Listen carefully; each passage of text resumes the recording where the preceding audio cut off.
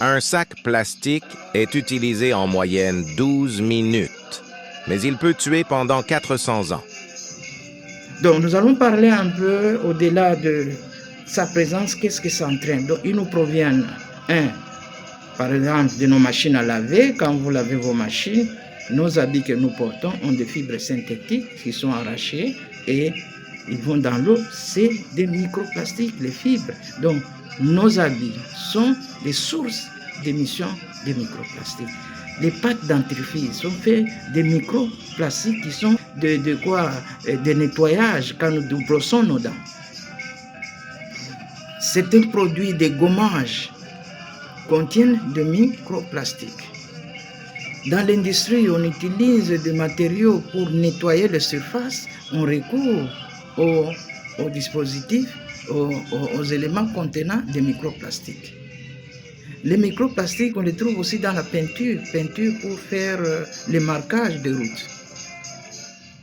Également nos véhicules, quand nous roulons, les pneus s'usent, c'est encore une autre source de microplastiques. Quand nous freinons, nos bandes de frein sont faites par des dispositifs en microplastique. Il y a usure, il y a émission de microplastiques. Donc il y a plusieurs sources de microplastiques, mais que font les microplastiques? Je vous dis présentement, dans l'eau, surtout les milieux aquatiques, les microplastiques se comportent comme des véritables vecteurs de polluants. C'est à déplacer les polluants présents dans l'eau d'un point à un autre, de façon verticale comme de façon horizontale. Les microplastiques, le plastique en lui-même, c'est l'amalgame des produits chimiques. Et quand on les fabrique, on y met des additifs.